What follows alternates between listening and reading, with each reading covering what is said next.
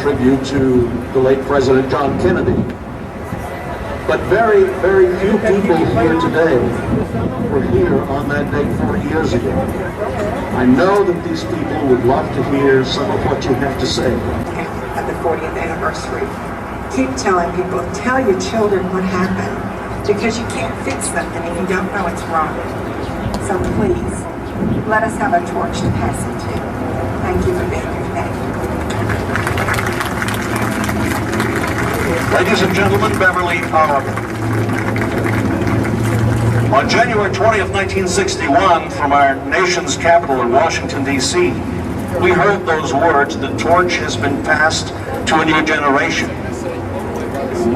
I don't know if Peter Jennings is here today, but if he is, where have you been, Mr. Jennings, for 40 years? We're just in a daze, and there was so much going on that they mistakenly called entrance wounds. I don't believe that at all, especially when you understand that Parkland Memorial was a trauma hospital. These doctors were not seeing wounds they had never seen before. They knew what they were talking about. When he said an entrance wound, he meant an entrance wound. And the other source is the information that has recently come out through the JFK Records Collection Act. There is so much there. And I encourage you to go to your websites. You can go through the Lancer site and access some of those documents. Why do we continue to talk to schools and universities and gatherings of people?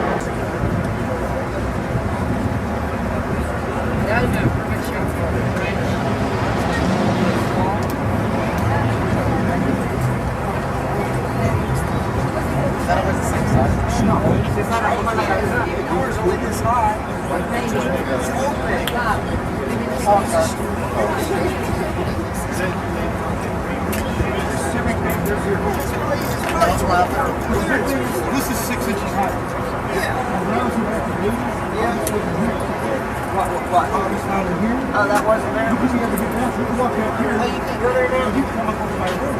Right, and you can see the golf center. And I was going to say, that'd be a tight fit to go back over that. Oh, right there.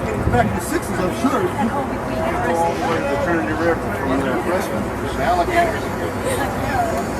You can walk through, right? The key question to ask someone who can't hear is how many shots did you see and where did they come from? That's what I want to say. He has not changed his story in 40 years. He knows one. Police shooting name, white, he can't remember the first name, but that one was a cop. He did. Yes. The other one we saw that here, there, he doesn't know who. Thinks he's hiding behind. A great light was extinguished. It was, as many had said, for one brief and shining moment in the steady march of history, a brilliant star that shone forth as a beacon of hope for all of mankind. But just as a star whose life burned out millennia ago, the light from this heavenly raiment continues to illuminate the best of human ambitions, desires, and dreams.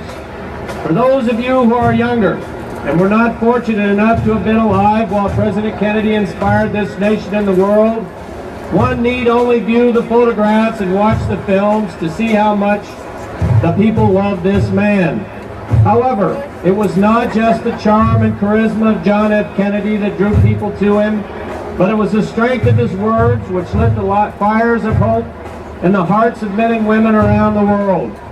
Indeed, those words have survived beyond his mortal being and continue to draw us to his immortal soul. President John Fitzgerald Kennedy is now a legend for the ages, and just as his life provided us with comfort against the apocalyptic darkness, so too will the resolution of the mystery surrounding his death serve to protect us from the long shadows of crisis and conflict.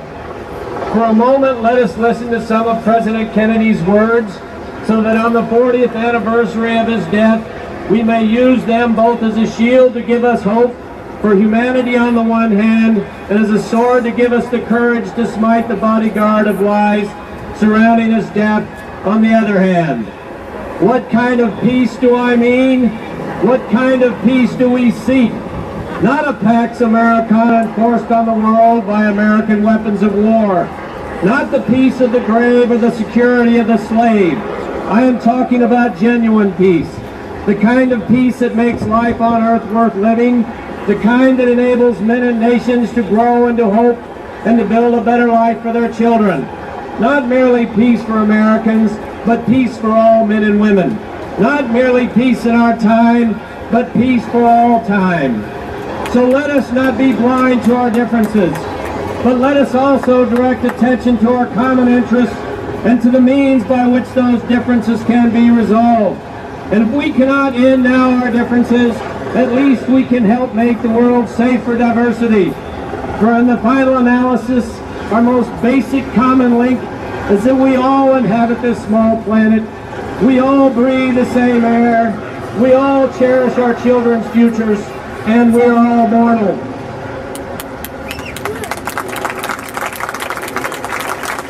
We in this country, in this generation, are by destiny rather than choice, the watchmen on the walls of world freedom. We ask, therefore, that we may be worthy of our power and responsibility, that we may exercise our strength with wisdom and restraint, and that we may achieve in our time and for all time the ancient vision of peace on earth, goodwill toward men. That must always be our goal, and the righteousness of our cause must always underlie our strength. For as it was written long ago, except the Lord keep the city, the watchman waketh in vain. Is there an honest man or woman among us that can deny that those selected passages from President Kennedy's aforementioned speeches stand in sharp contrast to events in the world today?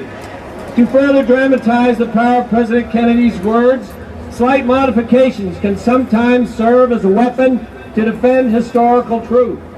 Here is such an example using President Kennedy's Berlin Wall speech. There are many people in the world who really don't understand, or say they don't, what is the great issue between the Warren Commission apologists. So that gives me the hope that when I come out here today and I see a gathering like this, that eventually we will prevail and the truth shall prevail, because the truth will release us all. But I want to just say we have to keep this up. The vigilance must stay. We get no help from the government. We get no help from mainstream media. But yet it lives on and will live on and must live on through generations and generations, until our government will finally come out and admit to us that the Warren report was false. So again, God bless everyone. Please stand up proud and remember that what makes America great is the fact that you can disagree, that you can protest. My trip to Cuba was great. You want to know about that? All right. Very quickly, I'm the only elected official who currently elected went and sat face to face with Fidel Castro. I asked Castro specifically the last 20 minutes what he knew about this particular day in '63, and for what it's worth, Castro assured me he did not do it. Go ahead, you can laugh. He also told me the Russians didn't do it. In fact, Castro's quote to me was that the Russians told him, "You can talk to this man," meaning Kennedy. What happened on this day, November the 22nd, Castro told me at that moment Kennedy had sent a European reporter to meet with him. And Castro firmly believed that President Kennedy quite possibly was going to take a new position on Cuba. Well, we all know 40 years later, there are a lot of people that still do not want us taking a new position on Cuba today, let alone 30 or 40 years ago. And so my meeting with Castro was very interesting because he said a couple things to me. His number one thing was, he said, Oswald could not make the shot. That's what Castro felt. He said that it happened internally, and that was his position, and I did my homework, and I found out that yes, indeed, it was true that reporter was with Castro at the moment Kennedy was killed, and I found out that Castro's quote at that point in time was, "This is very, very bad." And Castro also told me he didn't do it because he said if I had, Cuba wouldn't exist today. It would have been blown off the face of the earth, and I tend to agree with him. He's not a stupid man. He knows where his bread is buttered. Anyway, again, I'm going to end. Thank you very much. It's terrific to be here in Dallas, and we have to live on and keep this going until we get the truth. Thank you.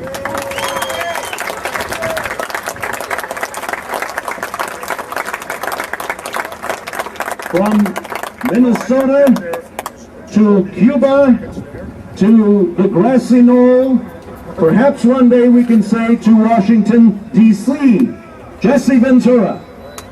4 years in office, there's not a whole lot of politicians with a lot of courage. His greatness remains. Confidence in this great country still seek those willing to give their lives for that which is beyond cost. As the and sacred.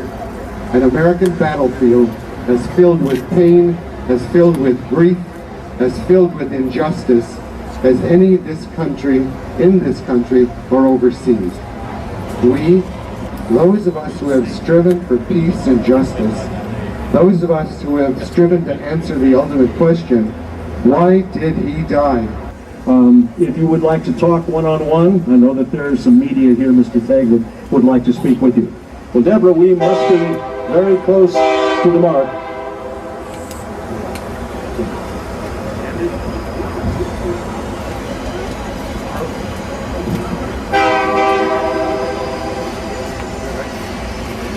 Ladies and gentlemen, I think it's appropriate because we are at, depending on what your watch says, either at the 12:30 time period, maybe past it, maybe a few seconds before.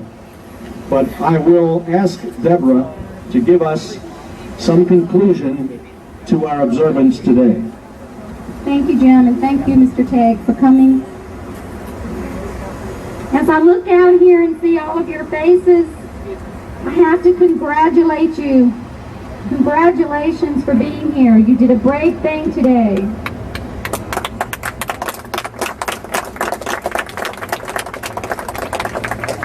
They can't ignore us today. They cannot ignore us today. That is a great thing and a brave thing, and I thank you for coming. I have to ask you though, can you carry on tomorrow? Will you carry on a week from now and a month from now when it's not a major anniversary? Please continue this work. Please help heal the world and our nation. We must have the truth in the history books. We must have the truth in the media. You know the truth. Help me carry that torch for President Kennedy. Help us get the truth out every day, not just today. Thank you again for coming. It means so much to everyone. I just can't tell you what it feels like to be standing here looking at you. Cloak and dagger type mystery. That's what he set out to do. Yeah. To entertain you. Do you think his stuff will ever, the conspiracy and all of that stuff will ever be exposed? In our lifetime or in his, or in his lifetime? Maybe in his. Most of them are dead. Maybe in his, but I'm not real positive in mine. Because I think there's a couple opportunities for it to happen. One of them is when everybody that was involved is dead. Okay. I mean everybody dead. And the other is this letter that Jackie has that is sitting in the Kennedy compound right now. And it's not to be opened until her children are dead. Wow. And there's only one child left now. And Jackie's never ever made a comment on what happened that day. And I just have a feeling that this letter, she does. And there was no one closer to it than her. There's no eyewitness that had a better view than her as to what happened. And if she remembers clearly what happened, she could shed a great deal of light on it. Or she could have. She's gone too now, but the letter remains. Now maybe there's nothing in the letter, but the letter had strict instructions that it's not to be opened till both the children are gone. Why would she do that? So we'll wait and see. Jesse, I'm from the Iron Range. I just want to shake your hand. How you doing? Doing okay.